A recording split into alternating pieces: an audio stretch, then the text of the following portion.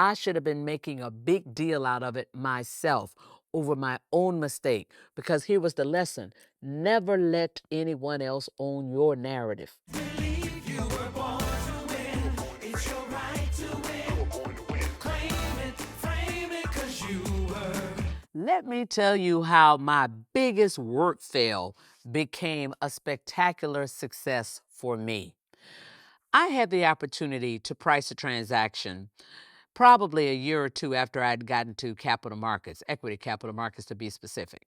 Now, let me tell you what the issue was. I did not know what a naked short was. A naked short is the following: when an underwriter is doing a transaction for a client, let's say, for example, the client wants to price 4 million shares. As the underwriter, you don't just sell 4 million shares, you sell 15% more of that. So in this case, 4.6 million shares.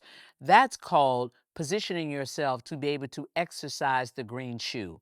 The green shoe is a term that we use in capital markets that describes your contractual arrangement with a company that if the deal is wildly successful, you go back to the company and you say, I need to exercise the green shoe to buy those 600,000 shares from you at the issue price, wherever you're pricing the deal that night. And you then distribute those shares to the people you've already sold them to. You create a natural short at the time of pricing by selling 4.6 million shares when in fact what's on the cover of the prospectus in this case is 4 million shares. Deal goes well, you exercise the green shoe, you satisfy the delivery of those shares to the people you sold them to. Now, there's also a concept that we call a naked short in capital markets, which means you not only sell 4.6 million shares that night, you actually are able to sell another 600,000. So now you've actually sold 5.2 million shares to investors, but you have a 4 million share offering with an opportunity to get another 600,000 shares from the client, and the other 600 where you are, quote, naked, there's no contractual arrangement, you have to buy those shares in the market. Where here is the critical concept. You only go naked on a transaction when for some reason you're not sure about the quality of the demand on that transaction, which means let's say it's a 4 million share offering and you get about 8 or 9 million shares of demand and it's from all kinds of institutional investors. Well, that's a deal where you probably want to give more of the allocation to some of your, quote, higher quality investors and less to people that you think may flip it in the market the next day. I didn't understand that concept. The guy next to me had gone, quote, naked when he priced his transaction the day before. Now it was my turn to price a transaction, and I said, well, he went naked, I'll go naked. Oh, huge mistake. Why? My deal was in great shape.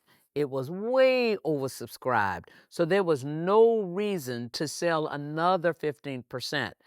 Well, the next day, that stock went straight up right out of the gate. And here's the other complexity. As the underwriter, you can never stand in front of the customers and buy the shares. So the only way I can get the shares is to buy them in the open market. And I had to wait until everybody else's demand was fulfilled, which means the stock price kept going up. It's basic economics. You have more demand than you have supply. The price is going to go up. Well, here was a huge mistake. Obviously, the underwriter also pays for that. So all the extra money that you're spending to buy those shares back in, that's hitting your P&L.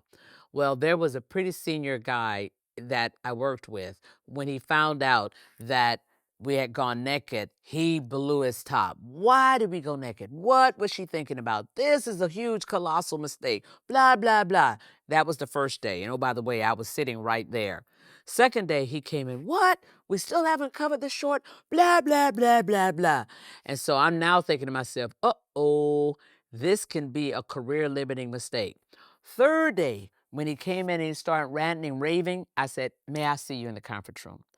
I just wanted to make sure that we had a conversation because I didn't think that you knew that I knew I had made a big mistake. I clearly did not understand what a naked short was. Now I understand what naked, half clothed, fully clothed. I understand all of that now.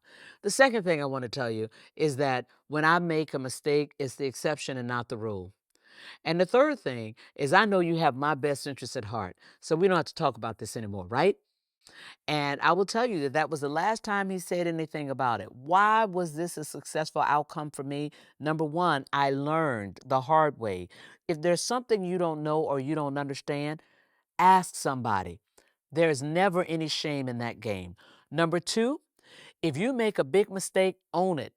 Don't shy away. Don't try to hide. I should have been the one in the middle of the capital markets floor saying, "Oh my goodness, I don't understand. I can't believe I did this. I didn't know what a naked short was, but I understand what it is now. Y'all help me pray that the stock comes down."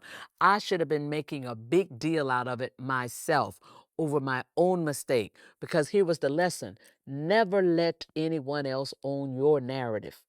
And the third thing that I learned is if you have somebody out there trying to exercise their power around it because you're hiding, call them out. Call them out. Have the conversation. There's nothing more powerful than having that one-on-one, eyeball to eyeball conversation where you talk about your experience and how you're feeling about something. And then you ask or you say, do we have to talk about this again? Never forget that you have power. If you're walking into your organization every day, you have power, especially the power of your voice. Go get them.